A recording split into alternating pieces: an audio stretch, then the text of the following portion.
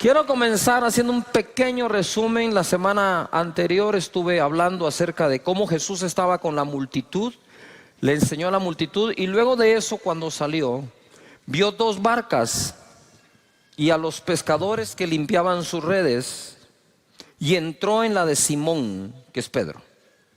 Primero, podemos sentirnos a veces parte de una multitud, y para serles francos, sentirnos parte de una multitud a veces nos hace sentir solos. Pero debemos de comprender que la multitud siguió a Jesús.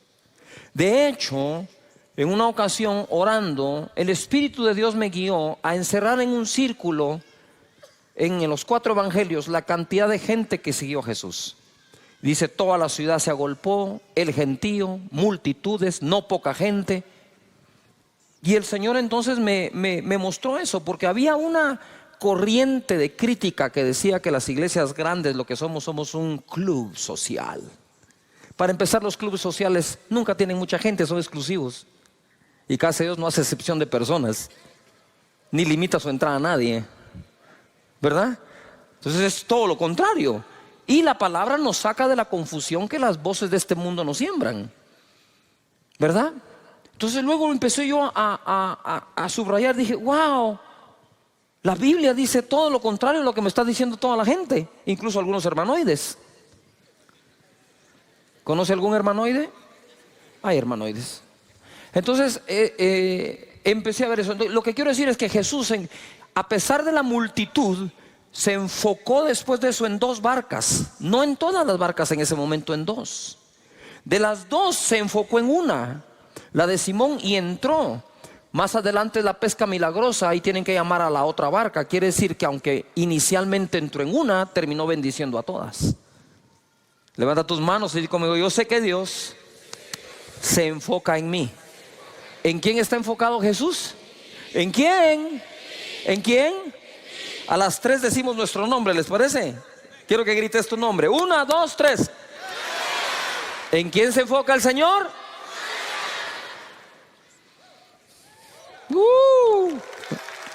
Él se enfocó. Pero después de la pesca milagrosa hay cosas que reparar. La barca se estaban hundiendo, están llenas de agua. Esas las puede reparar un pescador, un experto en barcas. Las redes se rompieron, hay que repararlas. Pero ¿quién reparaba a Pedro, que cuando hace la pesca milagrosa dice: soy un hombre pecador, apártate de mí? Las 2 cosas estarían mal.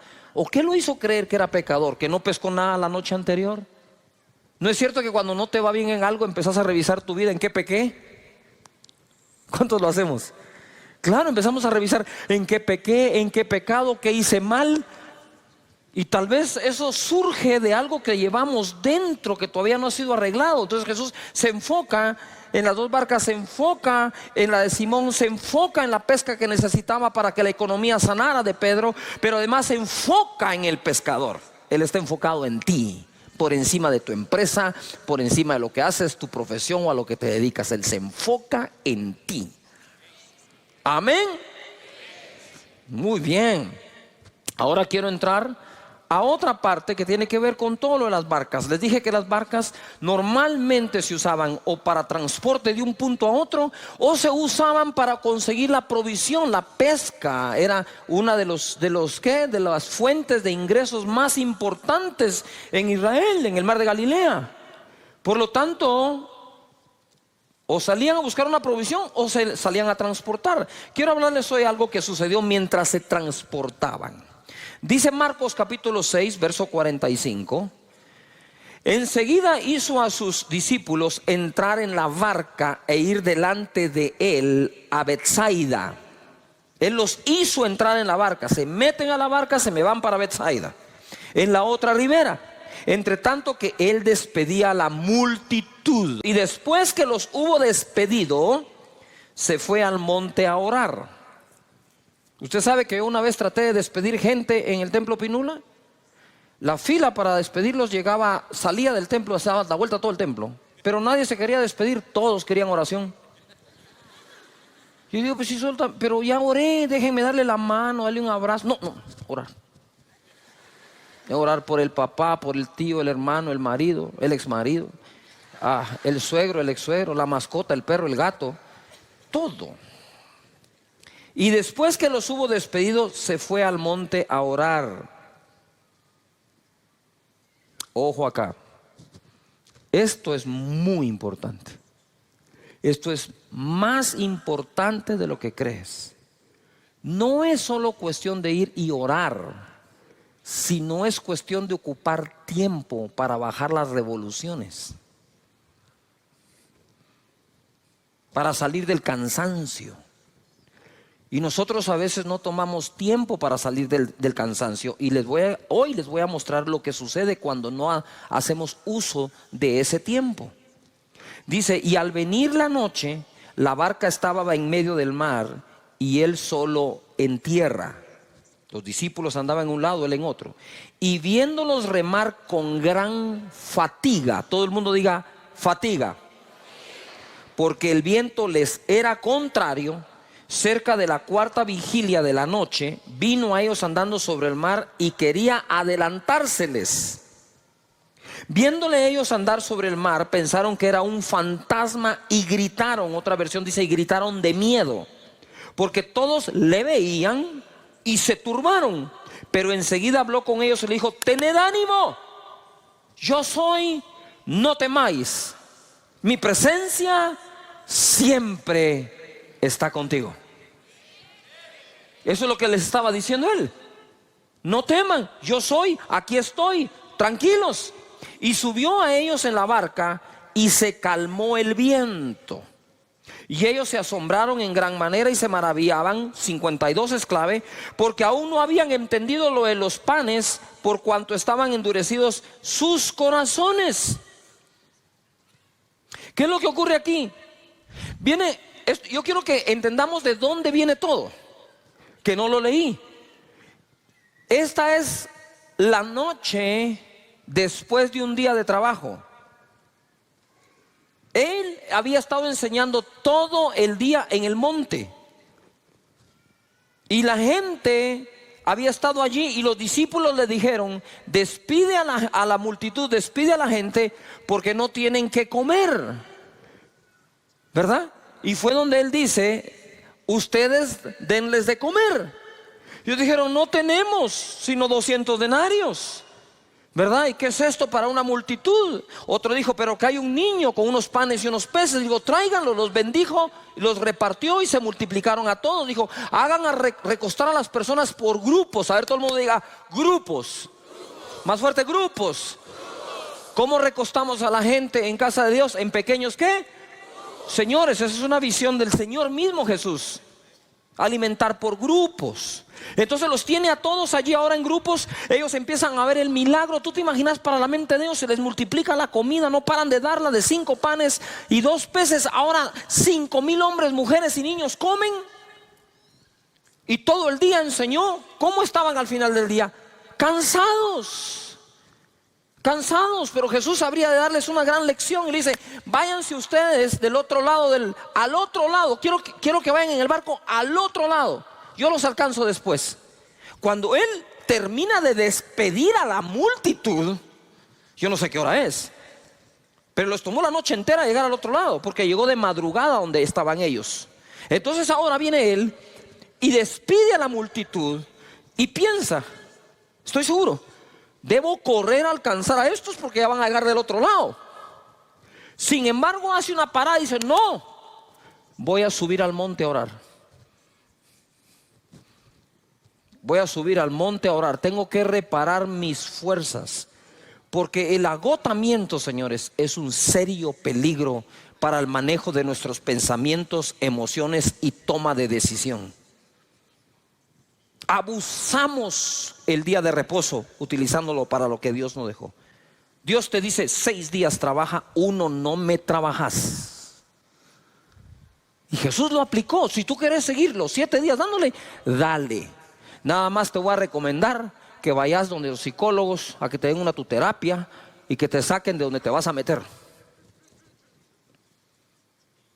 Yuhu. Jesús trabajaba duro, pero nunca se quemó. Entonces, nota esto. Primero se transportan. Él dice que se les quiso adelantar. Como todo líder, ¿verdad? Necesita ir adelante a veces. Y él se les quiso adelantar. Pero creo que cuando vio la situación dijo, aquí no vale la pena que me adelante, mejor me lo subo al bote ellos también. Ahora, ojo acá. Ellos están allí y dice la palabra que cuando Jesús los vio, ellos estaban fatigados. Diga de nuevo, fatiga. Espérame, ellos no estaban cansados. Ellos estaban, ¿qué? ¿Cómo estaban? Fatigados. Tenían una fatiga. Y dice, una gran fatiga. Porque estaban remando. Pero estaban remando contra el viento. Nunca va a ser lo mismo remar con el viento a favor que remar con el viento en contra. Y nosotros tenemos épocas en donde el viento sopla a nuestro favor y épocas en donde el viento sopla en contra, no a nuestro favor, en contra nuestra. En contra de la familia, en contra de tu persona, en contra de tu llamado, en contra de tu servicio, en contra de tu servicio profesional, en contra de tu oficina. Y hay vientos que son contrarios, vientos en la economía, vientos en la política, vientos en cualquier tipo. Se crean ambientes en donde remar cuesta mucho. Ahora ellos estaban fatigados y llega Jesús y dice la palabra que se espantaron. Ellos creían que era un fantasma. Cuando estás fatigado, cuando no has hecho tiempo para meditar en su palabra, para reposar en él, lo que es tu salvación, tú lo miras como una amenaza. Lo que es el Salvador, tú lo miras como un fantasma. Así solemos verlo, porque la fatiga, el cansancio, incluso emocional, distorsiona la manera en que podemos ver las cosas. ¿De qué manera veo? Muchas veces veo de acuerdo al estado de ánimo que tengo. Nosotros muchas veces, aunque no querramos, en nuestra naturaleza respondemos desde nuestro estado de ánimo. Tenía una conversación con alguien con el estado de ánimo bajo y decís, uy, esto va contra el viento. Entonces, viento en contra, remando. Lo hubieran aguantado mejor si no hubieran pasado el día entero sirviendo. Pero es que pasaron todo el día sirviendo a 5,000 hombres, más mujeres, más niños. Y todavía encima de eso iban confundidos porque no habían entendido todavía lo de los panes y los peces. Mira, hay milagros que no entendemos cómo van a pasar y otros milagros que no entendemos cómo pasaron. No sé cómo pasó, pero pasó, bendito sea Dios. Y aquellos, yo creo que iban pensando, remando, pensando. Imagínate ese agotamiento. Tengo un agotamiento mental, un agotamiento físico, el viento está en contra. Empiezo a querer cualquier cosa, no voy a llegar a la orilla, se va a hundir la barca, peor si viene una tormenta, aquí ya no tenemos cómo, que no nos agarre mal parado este día. Y empezás a hacer el listado de cosas, pero de pronto llega el Señor y encima de eso es un fantasma. Cuando estás agotado mentalmente y físicamente, empezás a ver cosas negativas donde no lo hay. No me quieren, no me aman, me abandonan. El grupo, el líder, la vigilia, uy, qué tanto trabajo. Y empezás, y quizás nada de eso está malo, sino que estás respondiendo desde tu corazón que está afectado por agotamiento. Venid a mí, dice, los que estéis trabajados y cansados, yo los haré descansar. Él es el Dios del descanso. No por trabajar más se prospera más, ni por servir más las cosas salen mejor. Pero si podemos tomar ese tiempo que Jesús les quería dar, que Jesús se tomó el tiempo. Dijo, no, yo sé que los tengo que alcanzar, pero ahora es tiempo de ir a buscar al Padre, de adorarlo, de recuperar fuerzas. El ánimo hay que recuperarlo, y entonces los alcanzó. Resumen, Jesús los mandó en avanzada al otro lado, lo cual no era una distancia corta. Despedir a la multitud no debió ser fácil, ya que eran los que recibieron el milagro de los panes y los peces. Él se apartó a orar, a reponer sus fuerzas en Dios. lo que todos deberíamos hacer para no quemarnos. Con el viento en contra, ellos se fatigaron. Con la fatiga, se espantaron y gritaron de miedo. Cuando se está agotado, las cosas no suelen verse como realmente son, sino lo que parece llegar para salvarnos lo vemos como un fantasma. Cuando estamos agotados, nos confundimos y nos turbamos. Jesús dice: ánimo, yo soy. ¿Qué habían perdido? El ánimo, que viene de ánima, que viene de alma. Estaban perdiendo su alma de tan cansados que estaban. ¿De qué nos sirve ganar el mundo si perdemos el alma? Yujo. Pero Él siempre estará contigo y calmará los vientos. Amén. Levanta las manos y dice: Señor, tú calmarás el viento, pero mientras sea contrario, me dará las fuerzas para remar y el buen ánimo. Amén. A ver, grita conmigo: ánimo. Muy bien. Mateo 14, verso 26. Esto es lo mismo narrado por otro de los evangelistas. Y los discípulos, viéndole andar sobre el mar, se turbaron, se confundieron, diciendo: ¡un fantasma! Y dieron voces de miedo. Pero enseguida Jesús les habló diciendo: tened ánimo, yo soy, no temáis. Entonces le respondió Pedro y dijo: Señor, si eres tú, manda que yo vaya a ti sobre las aguas. Mira Pedro, agotado, cansado. Yo creo que dijo: estos compañeros míos no reman nada, no voy a dar a ningún lado, mejor me bajo y corro yo solo. ¿Se vale la propuesta o no? ¿Yujo? Claro que se vale la propuesta. Cabe. Y él le dijo: ven. Y descendiendo Pedro de la barca, andaba sobre las aguas para ir a Jesús. Pero al ver el fuerte viento, ¿qué tuvo? Ya tenían miedo. Dice que gritaron de miedo. Ya casi se recupera y ahora vuelve al miedo. A veces el miedo se nos quita como por 2 minutos nomás. Pero al ver el fuerte viento tuvo miedo y comenzando a hundirse dio voces, porque cuando uno se está hundiendo, créame que grita, diciendo: Señor, sálvame. Al momento Jesús, extendiendo la mano, asió de él y le dijo: hombre de poca fe, ¿por qué dudaste? Y cuando ellos subieron a la barca, se calmó el viento. Entonces los que estaban en la barca vinieron y le adoraron, diciendo: verdaderamente eres hijo de Dios.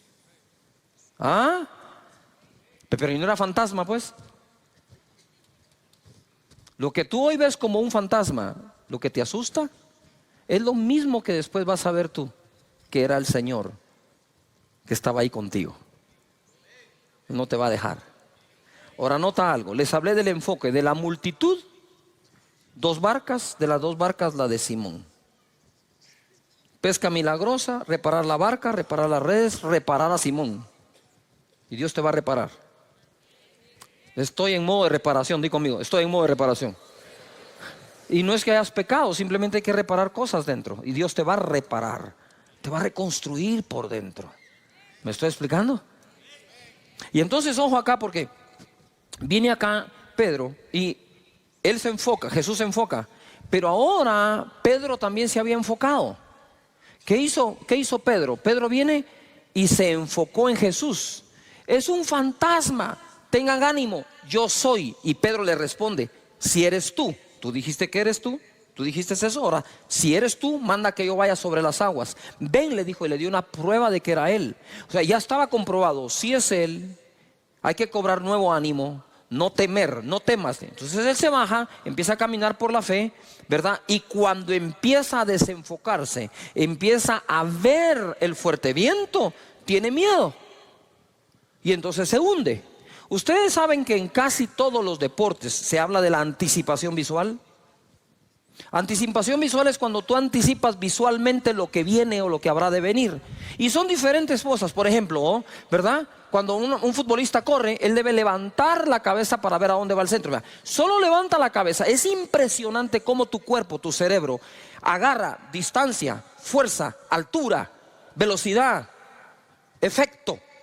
Y una vez lo mira, ¡pah!, patean la bola a la cabeza del que vio. Eso es en distancia corta, mediana o aún larga. ¿Ha visto esos que patean la bola de un extremo a otro de la cancha y al pecho del otro futbolista?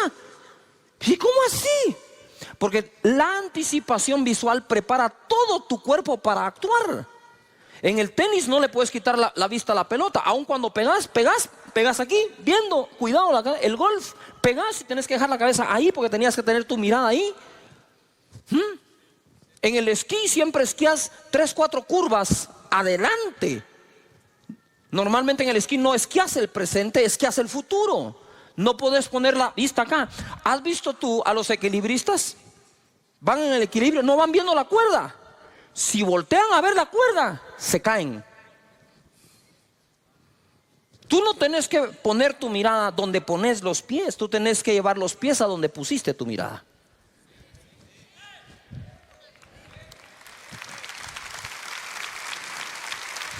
Donde pongas tu mirada, los pies van a responder. Entonces siempre se nos dice, por ejemplo, tú vas a caminar, tú no caminas así. Tú mirás y caminás. Pedro vio a Jesús y caminó. Pedro vio la tormenta y se hundió. Las dos cosas las tenés presentes. ¿Tenés una tormenta o un viento fuerte contrario? Sí lo tenés. Y tenés a Jesús. Pero sí te digo algo, no puedes ver las dos. Porque el efecto, ¿sí?, de ver una es uno y de ver la otra es otro. Si miras a Jesús, seguirás caminando. Si miras la tormenta, podrías hundirte. No sé si me estoy explicando acá. ¿Sí me explico? Igual. En el esquí, lo peor que puedes hacer es voltear a ver los esquís. Si bajas tu mirada al esquí, que te recojan en un árbol. ¿Por qué? Porque si tú vas viendo acá, tú no miras a dónde vas. Y cuando sentís, tenés la roca, tenés el árbol, tenés otra persona. Y cuando querés reaccionar, ¿sí?, no reacciona bien tu cuerpo y es de donde vienen todas las lesiones. O la mayoría. Hoy vamos a aprender esto. Jesús está enfocado en ti. Levanta las manos y conmigo, Dios está enfocado en mí. Pero no basta el enfoque de uno. Necesitamos el enfoque del otro. Si Jesús se enfoca en ti, tú te enfocas en Él. En otras palabras, crucen miradas. Cruzan miradas. Pitcher y catcher cruzan señales. El pitcher no va a disparar lo que el catcher no le insinuó que debe hacer. Y de la misma manera, nosotros podemos caminar en medio de cualquier viento, por fuerte y contrario que sea, siempre y cuando nuestra mirada esté en lo que se debe ver. La tormenta va a estar ahí, de reojo, mírala nada más, pero míralo a Él. Y mira esto para terminar, lo importante de tu enfoque. Segunda de Reyes 2:9. Elías está a punto de ser arrebatado. Su discípulo es Eliseo. Y le dice aquí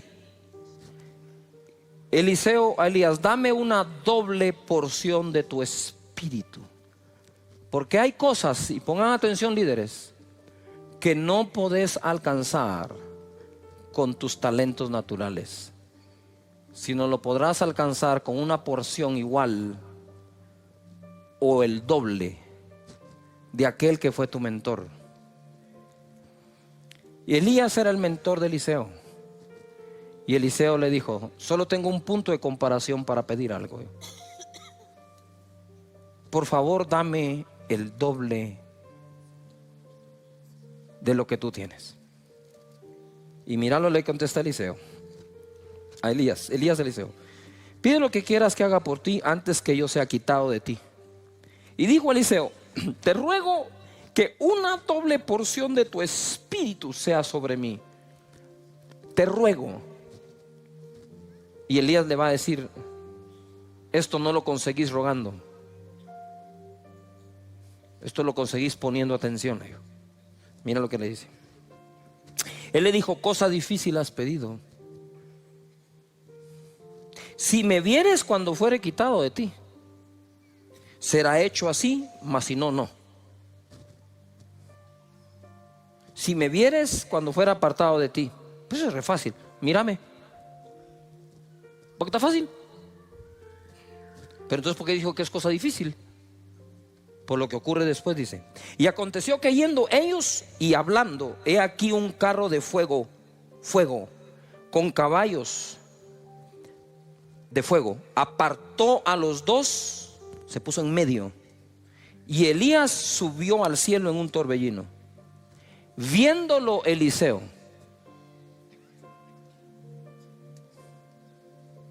cuando aparece el carro de fuego en medio, cuando aparece la prueba de fuego en medio,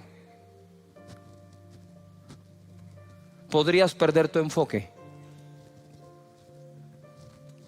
Pero creo que Eliseo decía: no importa cuánto me arden los ojos, cuánto el fuego está ardiendo, tengo que seguir, debo ver a Elías, porque fue lo que me dijo.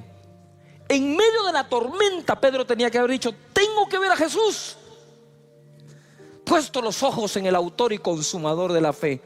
Y Moisés se sostuvo como viendo al invisible. Nos sostiene lo que vemos o nos hunde lo que vemos, y las dos cosas están presentes para que escojas: el fuego del carro y Elías, el fuerte viento y Jesús, la persecución de los egipcios o el invisible. Siempre estarán las dos opciones para que escojas.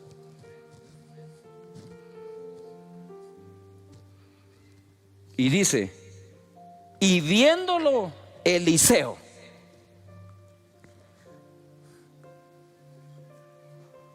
¿Cuántos van a poner su mirada en Jesús todo el tiempo?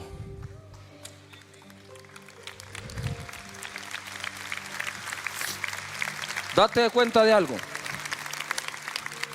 ¿Por qué ver a Elías? ¿Por qué ver a Elías si fue el miedoso que se fue a esconder en una cueva ante la amenaza de una mujer?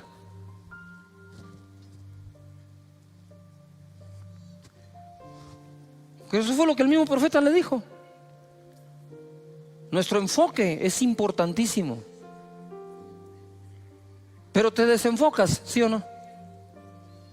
Te desenfocas por cosas que no deberías. Por problemas con alguien, resbalaste, malas relaciones con personas, porque asumes que alguien no te ama, la situación del país, dimes y diretes, redes antisociales.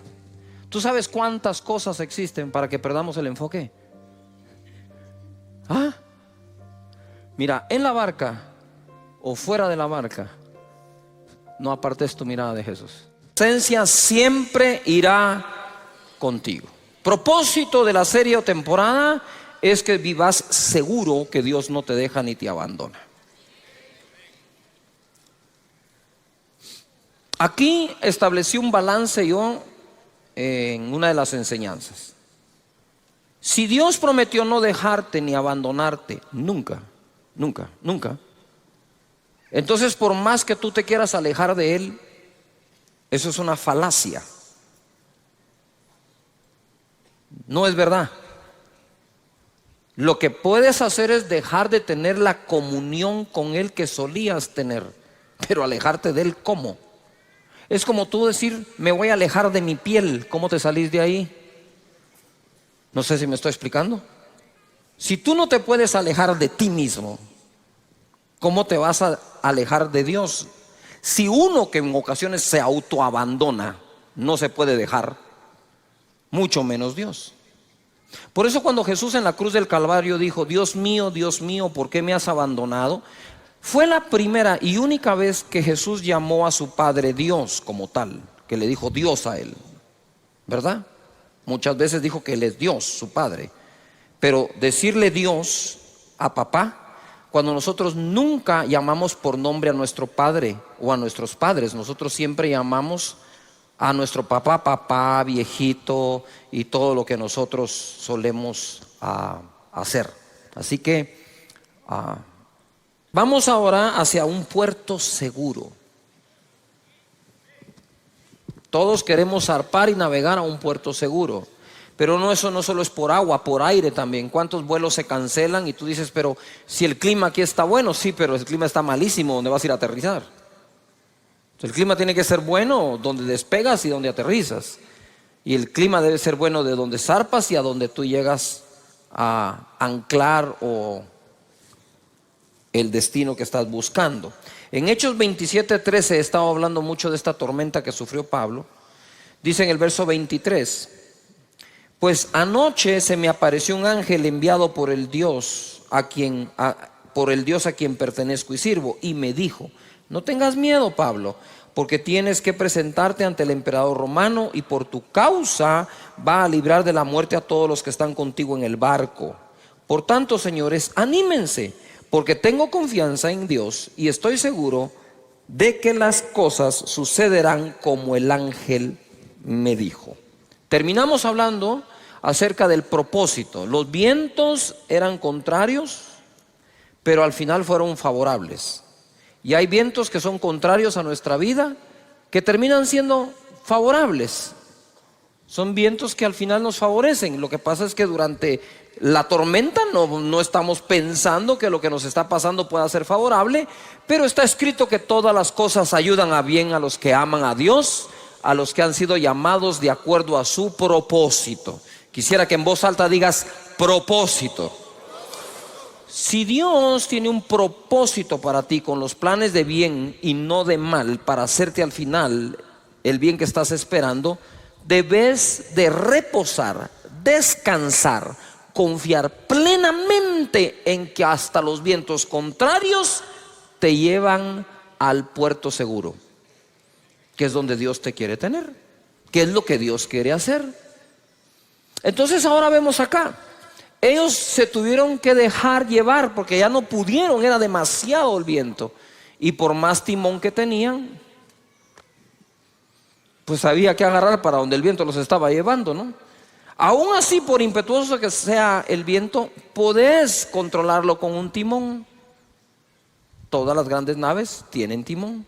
Así que confía en el propósito de Dios. Confía que hay cosas que parecen malas pero te llevan a bien. Todo ayuda bien a los que aman a Dios. Y quiero hacer un paréntesis acá. Muchos de ustedes tienen una profesión. ¿Cuántos tienen una profesión definida? Te hayas graduado o no, pero estás ejerciendo una profesión. Quiero ver a todos los que tenemos una profesión. Mira cuánto profesional. Que no te engañe tu profesión, hombre. Porque cuando fallan las cosas en tu profesión, querés meter a Dios en la profesión, en lugar de preguntarle a Dios qué otra cosa podés hacer. No sé si me estoy explicando. Eres dentista, te quiebras la mano, no la puedes volver a mover. ¿Qué vas a hacer? Pues te vas a tener que inventar algo. Ah, no, esto que es lo que yo sé hacer. Porque la profesión, cuando por fin la tienes, te amplía el horizonte. Más adelante dice, de aquí no pasás. Es la fe lo que nos saca adelante, por encima de la profesión. Porque no siempre se termina ejerciendo la que uno estudió toda la vida. La vida puede cambiar. Hay circunstancias que nunca escogimos nosotros y nos llegan del puro aire, como decimos. Entonces la fe detona la capacidad de adaptación que nosotros podamos tener en esta vida. Pero si tu mente está allí, es más, tu mente no, te lo voy a hablar claro, tu orgullo está allí en lo que más sabes hacer, pero lo que más sabes hacer no te está dando de comer, aprendí a hacer otra cosa por la fe. Y ojo, al rato te va mejor, ¿verdad? Muy bien. Santiago capítulo 3 verso 2 nos va a hablar del timón de la nave. ¿Cuál es el timón de la nave? Santiago 3:2 dice: porque todos ofendemos muchas veces. A ver, ¿cuántos de ustedes alguna vez han sido ofendidos por alguien? Quiero ver la mano. Todos los que han sido ofendidos. ¿Cuántos de ustedes han ofendido a alguien? Quiero ver todos los que hemos ofendido a alguien. Deje la mano ahí levantada. Si usted ofendió sin querer, la mayoría de las veces, levánteme la otra mano. ¿Por qué no piensa así cuando lo ofenden? ¿Ya se dio cuenta que todos aceptamos que la mayoría de las veces ofendimos sin querer? Pero cuando nos ofenden no es sin querer, ¿va? Lo planeó. Tengo que encontrar la libreta donde lo fue escrito. Y empezás con esa tu teoría de conspiración. El timón de la nave dice: todos ofendemos muchas veces. Si todos ofendemos muchas veces, la inteligencia emocional bien desarrollada es vital. Aprender a perdonar y dejar eso en el pasado. Si alguno no ofende en palabra, este es varón perfecto, capaz también de refrenar todo el cuerpo. Quiere decir que si puedo llegar a refrenar mi boca, puedo refrenar todo. He aquí nosotros ponemos freno en la boca de los caballos para que nos obedezcan y dirijamos así todo el cuerpo. Mirad también las naves, aunque tan grandes y llevadas de impetuosos vientos, son gobernadas con un muy pequeño timón por donde el que las gobierna quiere. Yo quisiera que me pongan algunas fotografías de ejemplos de timón. Muy bien, ustedes pueden ver ahí es un avión gigante. Pero ustedes saben ahora, la vez pasada me entraron a una cabina para que viera. Ustedes pueden ver ahora el timón. Sí, es un pequeño stick. Cuando yo entré y vi eso dije: ¿y con eso vas a manejar este chunche? Sí, me dijo. Y la verdad, ni con esto, me dijo. Apacha un botón y esto despega, vuela y aterriza solo. Y entonces, ¿para qué te pagan a vos? Le dije: pues por si no funciona. Pero uno entra a un avión de ese tamaño y mira, dice uno: ¿qué pasó con el timón? Este es el timón ahora. ¿Cómo puede llevar usted el control de un avión que puede llegar casi a la velocidad del sonido con ese pequeño timoncito? Pues así es. Es como la palanca, puede ser pequeña, puede mover el mundo. Siguiente ejemplo. Mira un carro de Fórmula 1, 320 kilómetros por hora. 320 kilómetros por hora. Si cuando uno acelera en esos carros potentes a más de 100 de un solo, siente que el estómago lo dejó tirado, en esto saber qué se debe sentir, pues. Usted sabe que los niños, acá tenemos miembro de la congregación, un joven de 12 años en go-kart va a 130 kilómetros por hora. 130. Este va a 320, 340. Y miren el timón. Y en ese timón lleva el control de todo. Pero deje ese gran carro con potencia. Lo más seguro es que usted tenga un auto que ya le sube volumen al radio, que verdad que ya le apacha unos botoncitos, ya lleva más controles. O sea, como que el control no lo dejan en el timón, el gobierno de la nave. Aquí hay otro ejemplo, ¿verdad? Caballo. Ahí está, el freno. Así que no siempre funciona esa onda del freno, ¿verdad? Pero no podemos negar que con eso se guía a un caballo. Y aún toda bestia animal puede ser domesticada por el hombre. Dice la palabra acá que es gobernada por un pequeño timón por donde el que las gobierna quiere. Levanta las manos y di conmigo: yo puedo llegar a gobernar mi vida por donde yo quiero. Pero hay que aprender a usar el timón. Verso 5. Así también la lengua es un miembro pequeño, ¿verdad? Aunque nosotros siempre tenemos a un amigo que es lengua larga, ¿verdad? Lengua viperina. Pero ¿qué lengua es este, ¿verdad?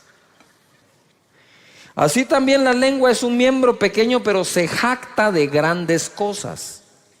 Es decir, es capaz de hacer grandes cosas. He aquí cuán grande bosque enciende un pequeño fuego. Basta un buen fosforazo para quemar el bosque entero. Y la lengua es un fuego. Miren lo que es la lengua. La de todos. Si no entendemos la definición que las escrituras le dan, no vamos a saber qué hacer con ella. Y dice, la lengua es un fuego, un mundo de maldad. ¡Yujú! La lengua está puesta entre nuestros miembros y contamina todo el cuerpo. Quiere decir que hay cosas que le pasan a nuestro cuerpo culpa del uso de la lengua. E inflama la rueda de la creación. Yujú. Y ella misma es inflamada por el infierno. Cuando uno lee este verso le dan ganas de arrancarlo, ¿verdad? No de subrayarlo, sino de tacharlo, porque de verdad es muy fuerte. Pequeño verso que me está diciendo, la creación es inflamada por la lengua, pero la lengua es inflamada a su vez por el infierno. Por eso dice que es un mundo de ¿qué? Maldad. ¿Qué es lo que quiero decir con eso? Es, si nosotros comprendemos y aceptamos esto, entenderemos la importancia de su uso. ¿A cuántos han metido en problemas por un lenguazo, como decimos, verdad? ¿Sí? Y la otra pregunta es, ¿en cuántos problemas te has metido cuando has dicho algo?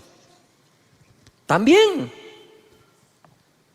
Entonces hay que aprender a hacer uso de eso, hasta en las comunicaciones, porque nos comunicamos hablando, aunque tenemos lenguaje corporal, por supuesto. Pero ¿cuándo fue la última vez que no resolvimos un conflicto con nuestra pareja, con nuestros hijos, con nuestra familia, porque usamos malas palabras, porque las ponemos donde no van, porque las entonamos como no queríamos? ¿Cuántas veces nosotros hemos dicho, uy, no, eso no es lo que quiero decir, eso no era lo que quería decir, yo no te dije eso? ¿Cuántas veces hacemos eso? La pregunta que te quiero hacer hoy es, para que la meditemos, ¿hasta dónde te ha llevado eso? ¿Hasta dónde te puede llevar eso? ¿A la destrucción de una relación? ¿De una amistad? ¿De un país? ¿Acaso no fue a través de palabras que nos han querido destruir?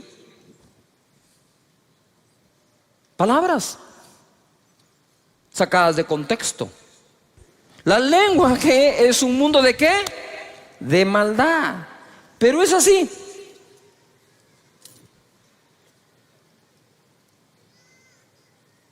Un timón de este tamaño puede conducir una nave. Si me puedes poner la fotografía del barco, ¿sí? Un pequeño timón puede conducir todo un buque. Por lo tanto, esta pieza es muy importante. No la puedes desconectar, no hay manera de que tomes el rumbo. Entonces, ¿qué es lo que quiero decir? Es que el rumbo de nuestra vida al final está en nuestra boca. Dice la Escritura que el hombre come del fruto de sus labios. Por lo tanto, aprender a hablar no se trata de que aprenda a hablar el que se presenta en público. Debemos hablar en público aquellos que sabemos hablar en privado o sostener una conversación con una persona. De tal manera que nosotros le hemos restado importancia a una conversación, y dice la Biblia, las malas conversaciones corrompen las buenas costumbres. Entonces quiere decir que ese bendito timón tenemos que aprender a usarlo. Ojo acá, así como puede ser inflamado por el infierno, así como esa lengua puede inflamar la rueda de la creación, como un pequeño fósforo puede incendiar un bosque, también lo mismo lo puede apagar. También lo mismo puede ser usado para bien o para bienestar. Por algo Jesús es la palabra de Dios encarnada.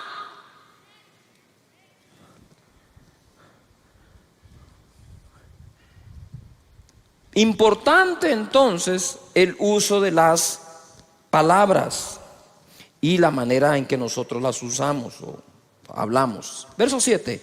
Porque toda naturaleza de bestias y de aves y de serpientes y de seres del mar se doma y ha sido domada por la naturaleza humana. A mí me impresiona que esto fue escrito hace 2000 años y ya hablaba de domar a los seres del mar, a las bestias del campo y a las serpientes. O sea, eso que nosotros vemos en unos acuarios con delfines amaestrados, eso ya existía. Tal vez no lo ponían en un lugar, pero aquí dice que se doman hasta los seres del mar. Pero ningún hombre puede domar la lengua, que es un mal que no puede ser refrenado, llena de veneno mortal.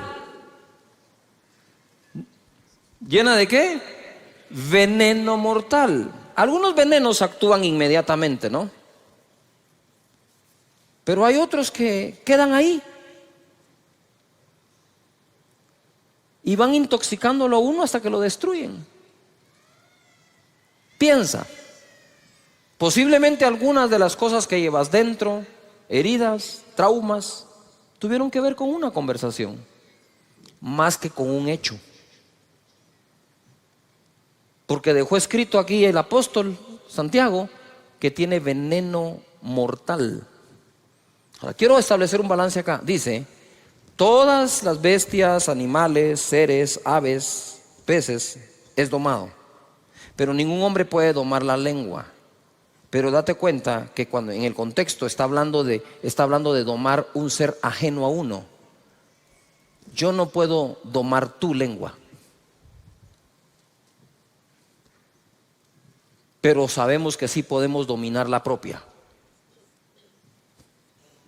Porque entonces perderíamos esperanza y de nada sirve que Santiago escriba esto. O sea, si no tenemos esperanza con nuestra propia lengua, entonces ¿para qué leer esto?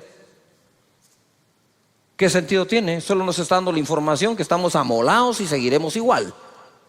Lo que está diciendo acá es, tú puedes domar un delfín, tú puedes domar una ballena, tú puedes domar un águila, tú puedes domar una serpiente, tú no puedes domar una lengua. ¿Cuál lengua? La del otro.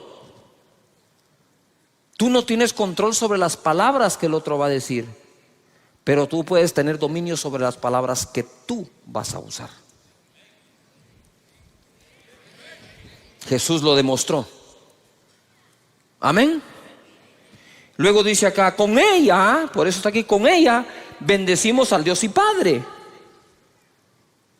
Con ella maldecimos a los hombres, ojo, que están hechos a la semejanza de Dios. Entonces yo me ponía a meditar, si yo puedo respetar a Dios, ¿por qué no puedo respetar a lo que más se asemeja a Él? Si respeto al Creador, debo respetar a la criatura. Si respeto al Creador, debo respetar la creación. Si la mejor forma de llegar a ser ecológico es respetar al Creador de la ecología. ¿Me estoy explicando acá? Porque si respeto al Creador, voy a respetar su creación. Si hablo bien del Creador, ¿por qué no hablar bien de la criatura? Si no hay persona a la que no se le encuentre alguna virtud y se pueda hablar bien de él. Pero si la costumbre es encontrar el defecto para hablar del defecto, entonces no estamos tomando dominio sobre el timón de nuestra vida. Siempre que has hablado mal de una persona, o cuando hablamos mal de alguien y aún no nos consta, ni a nosotros nos queda buen sabor. Pero cuando hablas bien de alguien, ¿cómo te sentís? Te sentís bien, Te sentiste incluso que le hiciste un bien a una persona, que el que te oyó se fue con un agrado. Qué feo es sentarse con una persona que siempre está hablando mal de algo o mal de alguien. Uno no quiere estar sentado y en un momento dice, ay, qué feo está esta onda, ¿verdad? Es como que te sirvan comida agria. Entonces dice aquí en la escritura, con ella bendecimos a Dios, pero con ella maldecimos a los hombres. Y esto es lo que me llamó la atención y lo subrayé, que están hechos a la semejanza de Dios. Entonces, si yo hablo bien de Dios y bendigo a Dios, debería otorgarle una bendición semejante al que está hecho o creado de forma semejante. No sé si me estoy explicando. Voy a tratar de hacerlo de nuevo. Si yo bendigo a Dios, entonces con una bendición semejante a la que le doy a Él, voy a bendecir al que está creado semejante a Él. ¿Me expliqué? Pero si estamos creados semejantes a Dios, ¿por qué vamos a hablar de los semejantes a Dios como que estuvieran totalmente retirados de Él?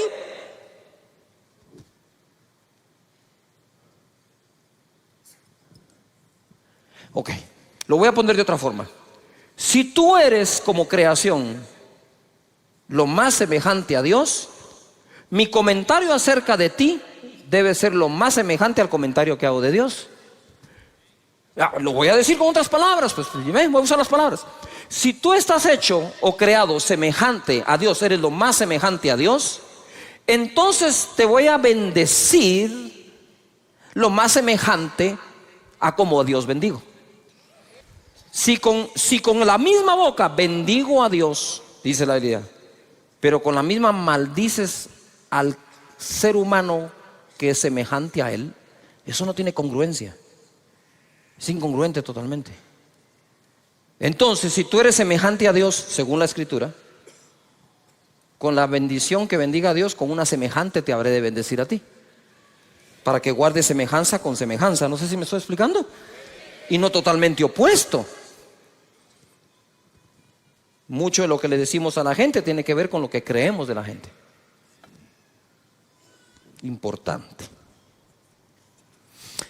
Dice acá, de una misma boca proceden bendición y maldición. Hermanos míos, esto no debe ser así. Lo cual entonces, esta frase vendría a contradecir lo que hace un momento dije del domar la lengua.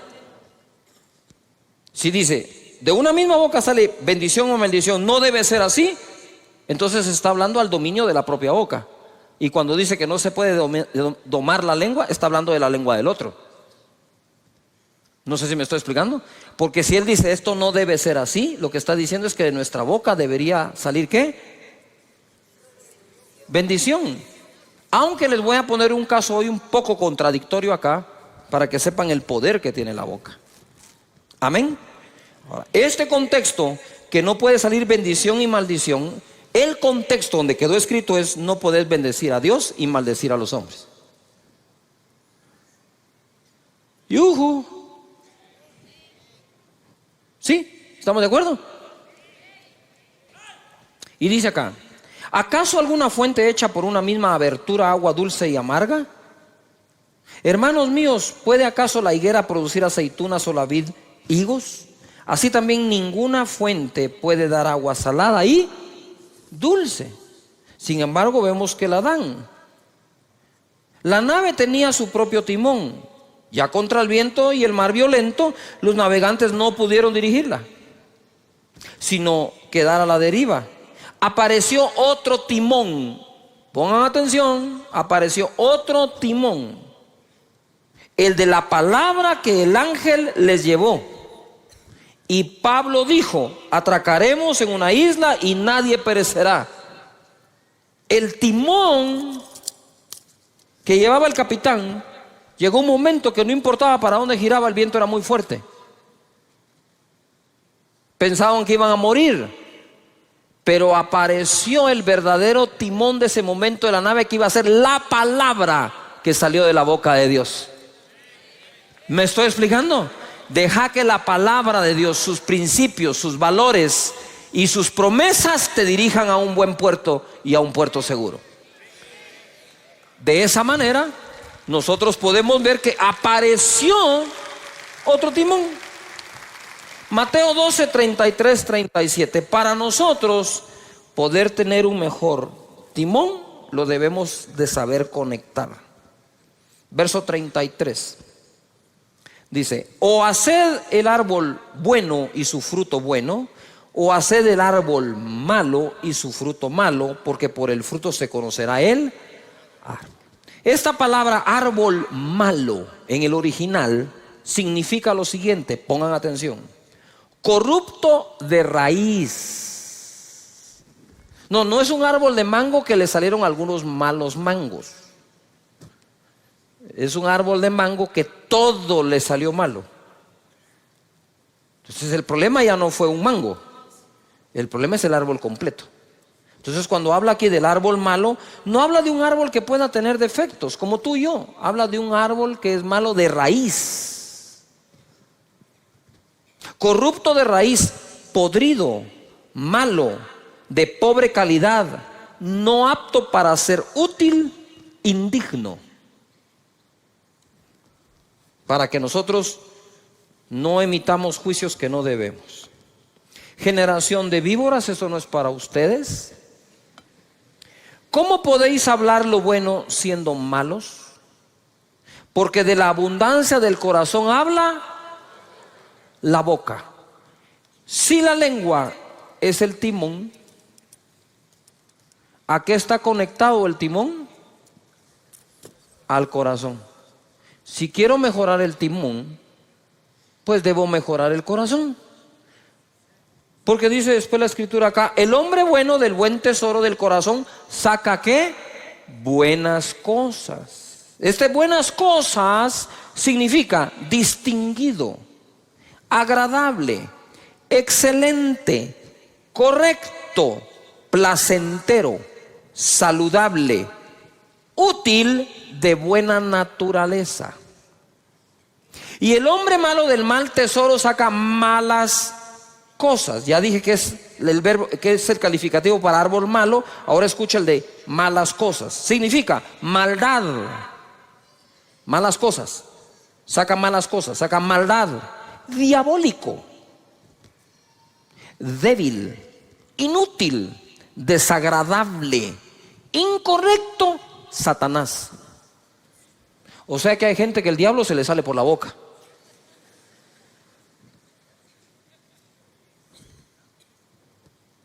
Mas yo os digo que de toda palabra ociosa que hablen los hombres, de ella darán cuenta en el día del juicio. Ociosa significa inútil, pereza, infructuoso, no productivo. Verso 37, porque por tus palabras serás justificado y por tus palabras serás ¿qué? Condenado.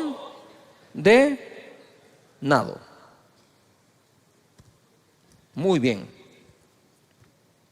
Reparando el timón, voy rapidito ahora, Mateo 12, 33, 37, el mismo pasaje pero en la palabra de Dios para todos. Verso 33, decidan si el árbol es bueno y el fruto es bueno, o si el árbol malo y el fruto es malo. El árbol se conoce por sus frutos. A ver, todos digan fuerte: decidir. ¿Qué tenemos que tomar hoy? ¿Una qué?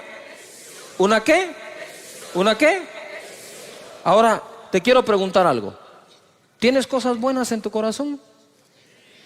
¿Cuántos decimos que tenemos cosas buenas en el corazón? Entonces es fácil. Es fácil. Di conmigo: yo voy a hablar de las cosas buenas que tengo en el corazón. Las malas no las dejé salir. ¿A cuántos de nosotros tenemos cosas buenas en el corazón? Entonces, el buen hombre saca del buen tesoro ¿qué? ¿Buenas qué? Pero ¿cuántos reconocemos que también tenemos cosas feas en el corazón? A ver. Yo también. No hay uno de nosotros que no tenga algo feo dentro del corazón. Lo que hay que hacer es no sacarlo, pues. Yuhu.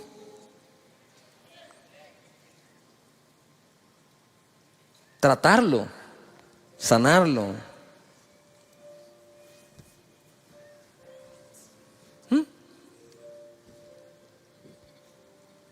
Por eso cuando me escribes te digo, no te hagas bolas. Ya estás otra vez hablando para hacerte bolas.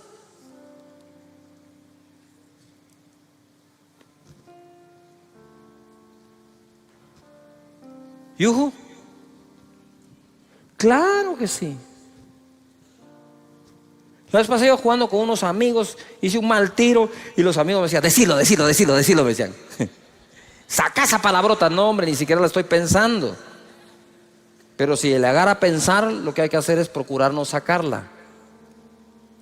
Todavía están acá. Porque todos tenemos cosas buenas y cosas malas dentro. Pero entonces dejemos que fluyan las buenas y abstengámonos de hablar de las malas. ¿Podríamos aplicar eso a las demás personas? ¿Sabes algo bueno de alguien? De eso habla de él. Si otro va a hacer el trabajo sucio, déjalo que sea otro, pero no tu boca. Amén. Porque debemos de bendecir a Dios. ¿Y bendecir a qué? A los hombres. Y sigo, ¿estamos de acuerdo? 34. Partida de víboras, dice acá. ¿Cómo pueden ustedes hablar lo bueno siendo tan malos? Lo que uno dice muestra lo que uno es en su corazón. ¿Yuju? Lo que uno dice muestra lo que uno es. El que es bueno lo es en su interior y habla de lo que tiene allí. De igual manera el malo lo es en su interior y habla de lo que tiene allí. Pero yo les digo que en el día del juicio la gente tendrá que dar explicación por cada una de las palabras inútiles que dijo. Las palabras que dijiste servirán para juzgarte, ellas te aprobarán o te condenarán. Efesios capítulo 4 verso 29 en la versión lenguaje actual dice: no digan malas palabras. Y dice, mira, al contrario, digan siempre cosas buenas que ayuden a los demás a crecer espiritualmente, pues eso es muy necesario. No hagan que se ponga triste el Espíritu Santo de Dios. Si algo pone triste al Espíritu es el uso de las palabras. Y por último voy a ir a esto, un controversial ejemplo. Por el amor de Dios, no se me vayan. ¿Sí? Todavía déjenme terminar esto porque quiero cerrar la serie con broche de oro. En Marcos capítulo 11 verso 21, bájame un poquito. Dice, entonces Pedro acercándose le dijo: maestro, mira la higuera que... ¿La higuera que qué? La higuera que qué se ha secado. ¿Tú creerías que Jesús maldijo? Pues a la higuera sí. Jesús el día anterior le dijo: nunca jamás alguien vuelva a comer de tu fruto. Y se secó. Quiero que tomen en cuenta esto, porque esto es muy poderoso. Respondiendo Jesús le dijo: tened fe en Dios, porque de cierto os digo que cualquiera que dijere a este monte: quítate y échate en el mar, y no dudar en su corazón, sino creyere, será hecho lo que dice. Y lo que diga, dice, le será ¿qué? Por tanto os digo que todo lo que pidiereis orando, creed que lo recibiréis y os vendrá. Y Pedro dijo: el que quiere amar la vida, el que quiere amar la vida y ver días buenos, refrene su lengua de mal y sus labios no hablen engaño. Entonces, ¿en dónde está nuestro futuro? En nuestra boca. ¿Por qué creen que siempre confesamos con una confesión que en la boca hay un milagro? Eso no es un dicho así nomás, qué bonito para empezar un discurso. Eso tiene sentido. Y ahí todos los domingos te lo repito, voy a hablar palabras de bien y no de mal, de salud, no de enfermedad, de riqueza, no de pobreza, de bendición, no de maldición, porque en mi boca está el control.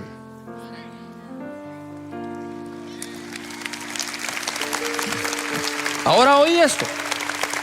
Esto está así. Viene Jesús y para darte un ejemplo de lo poderoso que puede ser tu boca, que lo que digas creyendo, eso es lo que va a ocurrir. Entonces lo primero que tengo que hacer es ejercitar mi corazón en total confianza en Dios, para que cuando conecte la boca al corazón, de la abundancia del corazón hable la boca. De la abundancia de la confianza que le tengo a Dios, mi boca va a hablar. Es que no hay trabajo. No hay trabajo, señores. El trabajo no es el problema. Yo confío en Dios, que no ha dejado desamparado ni a justo ni a sus hijos que mendiguen el pan. No solo no va a haber, si no hay trabajo, va a haber abundancia de pan en la casa de mi Padre. Eso es lo que hay. Pero ¿por qué sale eso? Porque adentro hay confianza. Pero cuando adentro hay una desconfianza hasta en Dios, habiéndote leído esos 233,000 escrituras, porque el corazón vive con tanta desconfianza que cuando viene la prueba, desde la desconfianza usas el timón. ¿Y a dónde te va a llevar el timón? A ese puerto inseguro. Pero cuando tenés total confianza en Dios y sus promesas, y como dijo mi hijo hace unos cuantos domingos, dijo: Dios tiene planes de bien y no de mal. Pero por encima de confiar que el plan es bueno, hay que confiar que el planificador es mejor. Por eso Pablo decía: todas las cosas ayudan a bien a los que aman a Dios, a los que han sido llamados de acuerdo a su propósito. Él pudo decir eso no porque un ángel se lo dijo. Él pudo decir eso porque, habiendo tenido vientos contrarios, llegó al puerto donde debía ir. Llegó a una isla donde incluso una serpiente lo mordió. Y no hay serpiente que te vaya a detener del cumplimiento de tu propósito en esta vida. Ahora voy, ¿verdad? Mejorar el corazón. ¿Cómo puedo mejorar el corazón? Lo que llevo adentro, meditando. Dios es bueno, su misericordia es para siempre, su gracia es sobreabundante, nunca me ha dejado, nunca me dejará. Cuando tenés esa confianza, el timón se compone. Y por último,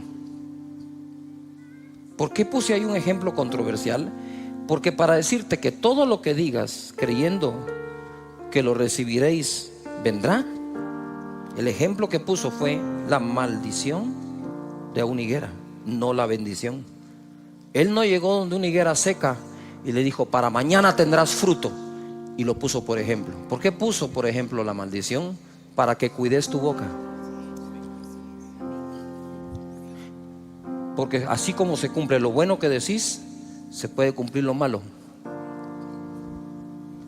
¿Cuántas veces pasé yo por ese pasaje y no me detuve a meditar que fue una maldición la que usó de ejemplo? La maldición de una higuera. Entonces lo que te está diciendo es: hey, ten cuidado, porque tu boca es tan poderosa para secar una higuera que podría secar tu negocio,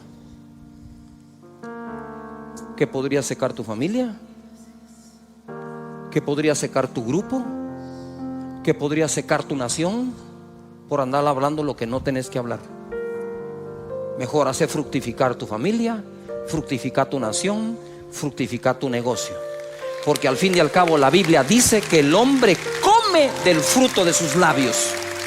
Cuando tú entres a tu trabajo, a tu comercio, vas a tener que hablar palabras conmigo: Señor, hazme sabio para elegir sabios. Amén. Si uno no es sabio, ¿cómo reconoce al sabio?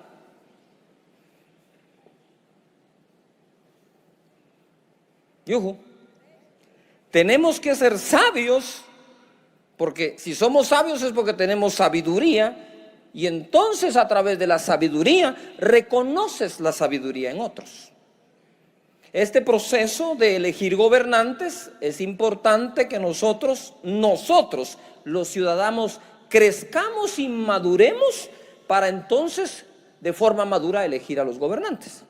Ahora, no basta elegir a una cabeza adecuadamente, tenemos que elegir al resto también. Mira lo que dice aquí la palabra: cuando Moisés es electo por Dios para liberar al pueblo de Israel del yugo de los egipcios, le da este consejo en Éxodo 18:20. Y enseña a ellos las ordenanzas y las leyes. A ver, todo el mundo diga conmigo: leyes. Diga conmigo: un país necesita leyes justas. ¿Cuántos creen que necesitamos leyes justas en cada país?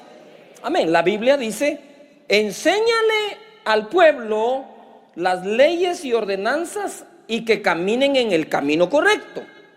El camino correcto uno lo camina gracias a las leyes y a las ordenanzas. Usted va en una carretera y le ponen camino sin fin, no siga. Curva peligrosa a 100 metros, frene un poco, va a pegar la cabeza en el windshield. Las ordenanzas, las leyes, las instrucciones nos pueden mantener en el camino ¿qué? Correcto. Pero en el verso 21, a ver, todos lo leen conmigo. ¿Estamos de acuerdo? Leámoslo pues. Dice así: además, escoge tú de entre todo el pueblo varones de ¿qué? Virtud, temerosos de Dios, varones de verdad, que aborrezcan la avaricia, y ponlos sobre el pueblo por jefes de millares, de centenas, de 50 y de 10. Todo el mundo diga organización. Ahora tenían leyes, tenían organización, pero necesitaban las personas que califiquen para esa organización bajo esas leyes. ¿Todavía está acá? Esto es hermoso. Le dice, además de enseñarle las leyes, debes escoger personas. Entonces, si logramos nosotros con la oración pedirle a Dios que nos dé un sistema de leyes justas con las personas correctas y los ciudadanos correctos, tendremos una nación justa. Amén. ¿Cuántos están dispuestos a poner su granito de arena en lo que a ti te toca para que esta nación sea leída como una nación de justicia? Amén. Muy bien. Entonces mira lo que dice aquí: que sean temerosos de Dios, varones de verdad, que aborrezcan la avaricia, porque los hijos, ¿qué le pasó a los hijos de Samuel? Por la avaricia aceptaron el soborno, corrompieron ¿qué? Corrompieron el derecho.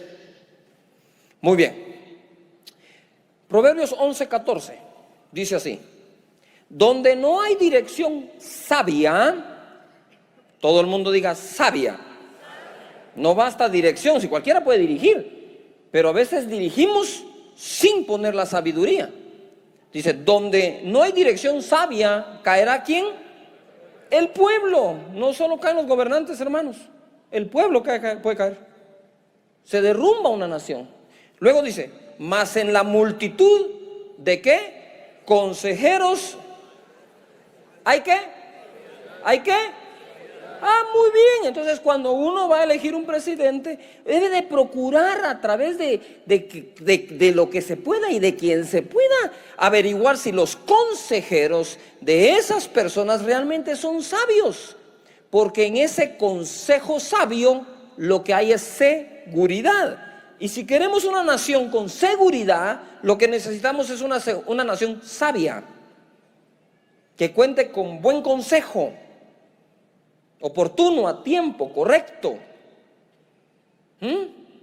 Que la gente cuando vaya a hacer algo, alguien le diga, eso no es de Dios. Y el otro va a decir, pero eso conviene, aunque convenga, no importa que convenga, si no es de Dios, no, porque el principio de la sabiduría es el temor de Jehová. Si no tememos a Dios, no podemos gobernar.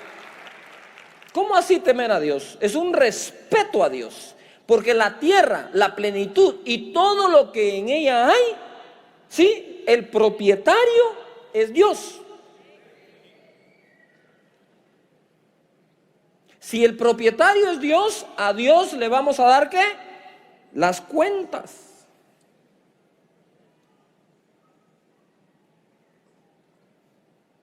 ¿Todavía están aquí? Nuestro sistema de creencias son importantes como ciudadanos. ¿Qué creemos? ¿En quién creemos? Practicamos lo que creemos. En una familia no se necesita, para que sea buena familia, un buen papá con una mala mamá. Usted necesita un buen padre, una buena madre y buenos hijos. La suma de esto da una buena familia. ¿Todavía están acá? Pero no basta que uno sea el bueno. No, tienen que ser todos los que hagan lo correcto. Entonces, ¿cuál es la vida espiritual de una familia? Es la sumatoria de la vida espiritual de cada individuo de dicha familia. ¿Cuál es la vida que Guatemala va a tener? La sumatoria de la calidad de vida que todos podamos desarrollar. Ciudadanos y gobernantes, los dos juntos, construyendo una mejor nación, un mejor país. En Primera de Reyes, capítulo 3, verso 7, se pone esto más que hermoso. Me gusta esto. Primera de Reyes 3:7 dice: ahora pues, Jehová Dios, tú me has puesto a mí, tu siervo, por rey en lugar de David, mi padre. Ojo, ojo con lo que dice Salomón. Salomón no dice, como soy el hijo, a mí me toca pues. No, dijo, Jehová me puso, porque aún siendo el hijo, Jehová podría no ponerme. ¿O no le pasó eso al hijo de Saúl? Al que le tocaba gobernar después de Saúl fue a Jonatán. Pero Dios no puso a Jonatán, fue a poner a David. Entonces Salomón no se jacta de ser hijo de David, sino dice, fue Jehová el que me puso a mí. Y cuando Dios se le aparece en el sueño, le dice Dios, pídeme lo que quieras. Pongan atención a esto. Él es hijo de David. Él sabe todo lo que Dios le dio a David. Él sabe cuántas victorias tuvo David. Pero entonces viene Salomón y al aparecerse Dios, le dice así: y yo soy joven y no sé cómo entrar ni salir. Seré muy hijo de David, pero no sé nada. Reconoce lo que no sabe para adquirir lo que necesita saber. No hay peor cosa que la prepotencia en algún gobernante o candidato ofreciendo que todo lo va a resolver, porque él y todos nosotros sabemos que no es posible. Y yo soy joven y no sé cómo entrar y salir. Era un joven sin experiencia, pero con el temor de Jehová. Porque si no hubiera tenido el temor de Dios, ni siquiera le dice, soy joven y no sé hacerlo. Respetó a Dios en ese momento. Y en el verso 8 dice, y tu siervo está en medio de tu pueblo al cual tú escogiste, un pueblo grande que no se puede contar ni numerar por su multitud. Da pues a tu siervo corazón entendido para juzgar a tu pueblo y para discernir entre lo bueno y lo malo, porque ¿quién podrá gobernar este pueblo tan grande? Digan conmigo fuerte, enfoque. Salomón estaba enfocado a lo que Dios lo había llamado. Me pusiste para gobernar y siendo sincero, Señor, no sé cómo hacerlo. Por lo tanto, dame un corazón entendido para que mi juicio sea sabio y pueda gobernar a un pueblo tan grande, numeroso. Ni siquiera tengo el censo, no sé cuántos son, Señor. Por favor, dame sabiduría.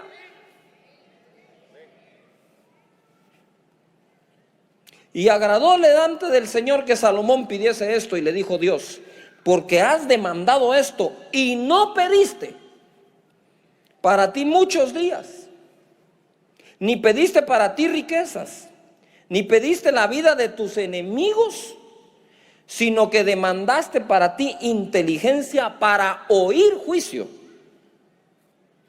He aquí lo he hecho conforme a tus palabras. He aquí que te he dado corazón sabio y entendido, tanto que no ha habido antes de ti otro como tú, ni después de ti se levantará otro como tú. 13. Y aún también te he dado las cosas que no pediste,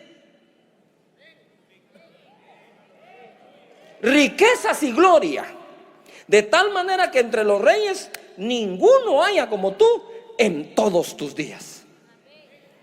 Ponga atención. ¿Qué le pasó a los hijos de Samuel? Fueron presos de la avaricia, soborno, corrompieron ¿qué? El derecho, porque lo que andaban buscando en el cargo era ¿qué? Riqueza. Y cuando Salomón le pide sabiduría para hacer su oficio y su trabajo bien, entonces Dios le dice, además te daré la riqueza.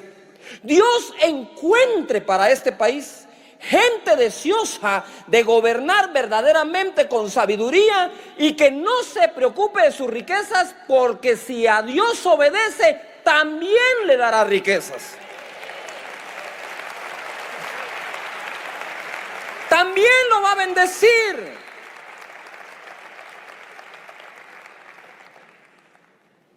Dios bendice al que obedece. Dios bendice al que es correcto y trabaja bien. El mismo David decía: yo pastoreé al pueblo de Israel con la integridad de mi corazón y la pericia de mis manos. No solo era correcto de adentro en corazón, sino era capaz de hacerlo. Tenía habilidad para hacerlo. El Señor quiere levantar este país y los países de la gente que nos ve. Verso 14, ahora se pone algo que yo estoy seguro que no habían visto. Está muy ahí escondidito, pero es hermoso de verdad. Dice: y si anduvieres en mis caminos guardando mis estatutos y mis mandamientos como anduvo David tu padre, yo alargaré tus días. Cuando Salomón despertó, vio que era sueño y vino a Jerusalén, y se presentó delante del arca del pacto de Jehová. Y sacrificó holocaustos y ofreció sacrificios de paz, e hizo también banquetes a sus siervos. Eso fue lo que hizo Salomón. Vino delante de Jehová y presentó su sacrificio y sus ofrendas a Dios, al Dios de Israel, al Dios de su país, Jehová. Es de conocimiento de muchos, de que muchos gobernantes del mundo, no solo este país, no han consultado a Dios. No han bendecido su nombre, no han honrado a su nombre. Antes bien han consultado a brujos y han dejado que brujería entre a esas esferas. No se trata solamente de gente correcta, sino gente con el Dios correcto, que amen a Dios sobre todas las cosas. Levanta las manos y di conmigo: en esta nación se va a adorar al Señor. Amén. Así es, hay que adorar al Señor. Con esto, jamás te quiero decir que es por evangélicos que hay que votar. Porque hay evangélicos que hay que ver cómo cantan, pero no tienen temor de Jehová en sus corazones. Hay gente que no canta mucho, pero realmente tiene temor adentro del Señor y quiere hacer las cosas bien hechas. Que cuando le proponen decisiones y cosas, dicen: no, momento, no. Vos, pero si esta está buena, sí, pero es incorrecta. Eso no le agrada a Dios. Vamos a hacer las cosas que a Dios le agradan. En otras palabras, el temor de Dios es: no se pase de inteligente, pues.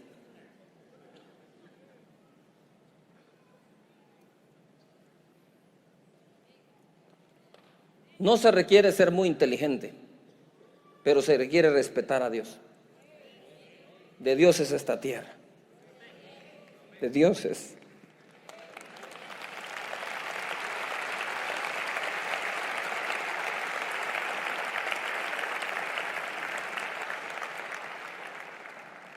Mira lo que dice Primera de Reyes 3:16, el siguiente versículo. Y ahora agárrese la silla porque esto se pone fenomenal.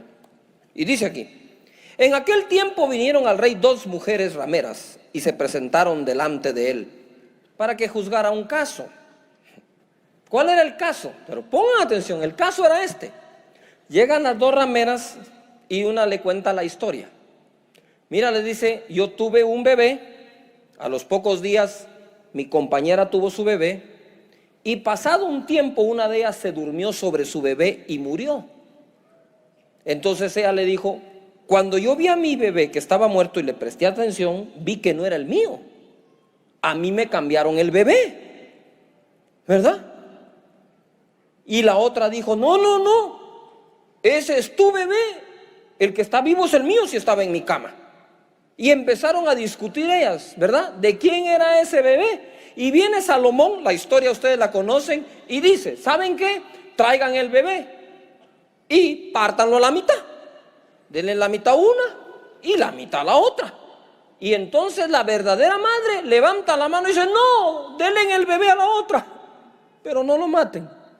Y Salomón dice: ella es la verdadera madre, désenlo. El primer caso que va a juzgar como gobernante Salomón es el de una ramera. ¿Quién le haría hoy justicia a una prostituta?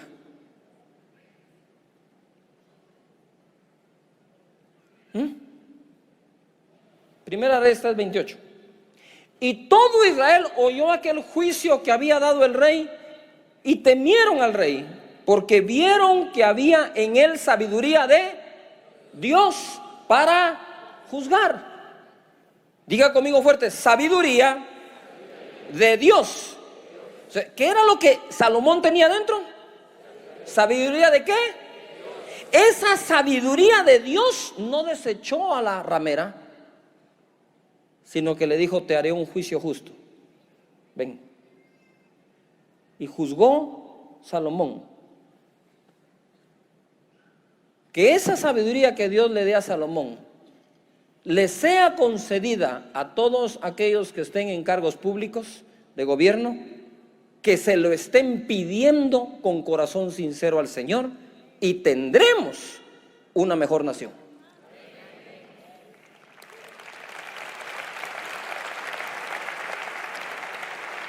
No se trata, señores, de ser católico evangélico, en este caso se trata de ser sabios, de tener la sabiduría de Dios. Esa sabiduría que no hace acepción de personas. Les voy a dar algunos versículos así, uno tras otro, para que los escriban. Dice Deuteronomio 1:17: no hagáis distinción de personas en el juicio. Así al pequeño como al grande oiréis. No tendréis temor de ninguno, porque el juicio es de Dios, y la causa que os fuere difícil la traeréis a mí, y yo la oiré. Eso es Moisés. Proverbios 1:7 dice, en la versión Dios habla hoy: la sabiduría comienza por honrar al Señor. Los necios desprecian la sabiduría y la instrucción. Proverbios 31:4. No es de los reyes Olemuel, no es de los reyes beber vino, ni de los príncipes la sidra. Está hablando de embriagarse. Dice: no sea que bebiendo olviden que la ley y perviertan el derecho de todos los afligidos. Aquí le están dando un consejo a un gobernante que estaba tomando. Y él dijo: no sigas tomando, vas a pervertir el derecho. ¿Por qué? Porque ya con los tragos te olvidas de la ley. Por eso es que los gobernantes, dice la Biblia, deben de ser sobrios. No se refiere solo al licor, sino sobrios en su carácter. Romanos capítulo 13, verso 3. Dice así: porque los magistrados, mire, ahora ya habla de magistrados, no están para infundir temor al que hace el bien, sino al malo. ¿Quieres pues no temer la autoridad? Haz lo bueno y tendrás alabanza de ella, porque es servidor de Dios para tu bien. Pero si haces lo malo, teme, porque no en vano lleva la espada, pues es servidor de Dios, vengador para castigar al que hace lo malo. Pidamos a Dios que en este proceso y en esta democracia, la gente sepa que aunque es un servidor público, primero es un servidor de Dios. Porque las naciones son de Dios. Que sepan que es a Dios a quien sirven para entregar a Él un mejor país, una mejor nación y mejores personas. De hecho, los gobernantes son los que nos deberían dar los mejores consejos para vivir.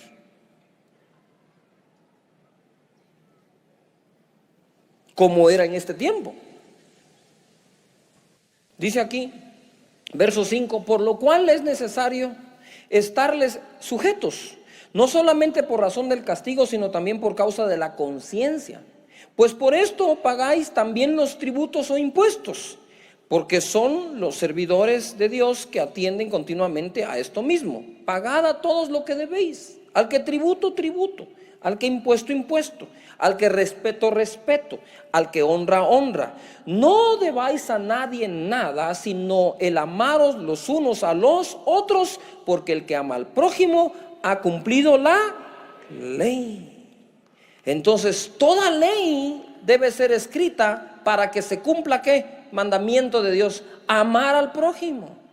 Las leyes deben de buscar que los ciudadanos practiquemos el amor de los unos para con los otros que Dios nos da.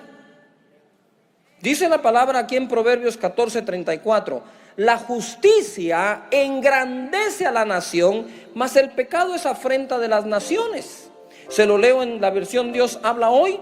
Leámoslo todos juntos, por favor.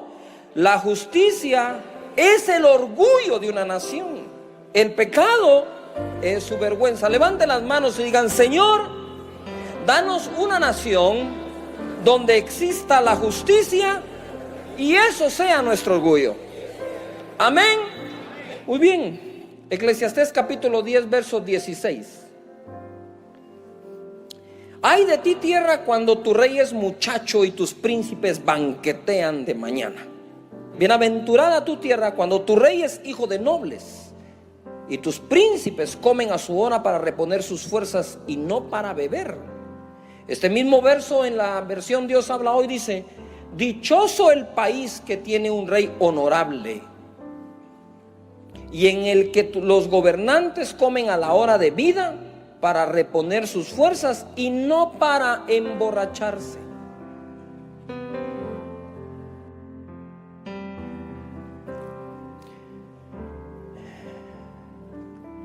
Ahí mismo en Romanos 13 verso 9 dice: porque no adulterarás, no matarás, no hurtarás, no dirás falso testimonio, no codiciarás, y cualquier otro mandamiento en esta sentencia se resume: amarás a tu prójimo como a ti mismo. Quiere decir que la base de una correcta sociedad es el amor. El amor trae el respeto. Si nosotros somos portadores de ese amor, démoslo, incluyendo a nuestros enemigos. Amad a vuestros enemigos, dijo Jesús. En esto se resume toda la ley, dijo Jesús. En que ames a Dios sobre todas las cosas y a tu prójimo como a ti mismo. En otras palabras, toda la ley que Dios dio era para que eso se cumpliera. Y dice aquí Proverbios 20:28: misericordia y verdad guardan al rey, y con clemencia se sustenta su trono. Dios habla hoy, esa versión dice: el rey se mantiene seguro en su trono cuando practica ¿qué? El amor y la verdad. Porque el resumen de la ley de Dios es amor. Cuando dejan el amor y la verdad, ya no están seguros en su trono.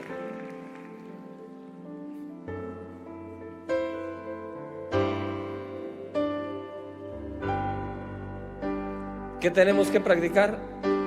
El amor y ¿qué?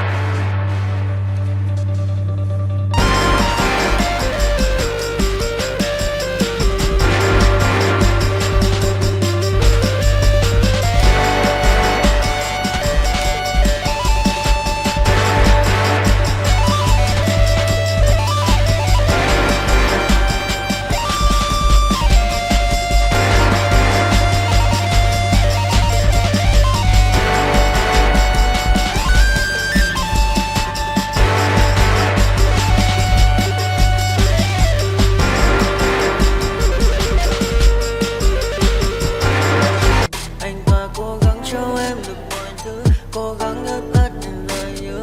Em không quên anh thì sao đôi mắt em sầu.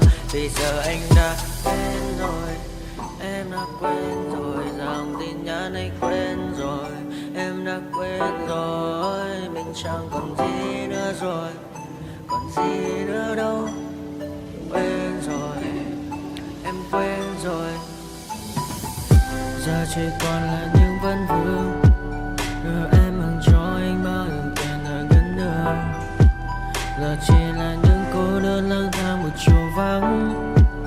Giờ chỉ là những cơn mưa say trong một chiều nắng.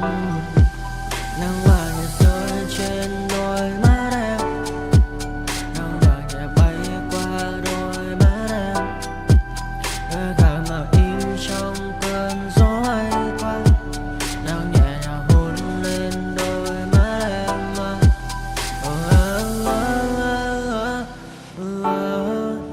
Em đã dần quên rồi, quên rồi, em đã dần quên rồi. Ngày mình từng có đôi, từng quên rồi. Ta đã cùng đi qua bao cảm xúc, đi qua những cung bậc tình yêu. Ta chẳng thể giữ lấy nhau một phút, thế nhưng mà trên đời cướp một thu. Giờ đã có những thứ anh ấy cũng chẳng được mình, em chẳng còn giữ để lại cho duyên tình. Bây giờ chúng ta chỉ đơn làng, giờ em đi theo ai cũng bằng bang. Giờ Ta hứa một đời sẽ mãi ở bên, dấu trong đôi mắt em bây giờ là những giọt buồn rối ren. Và đã có những cố gắng anh đem vào sâu nơi trái tim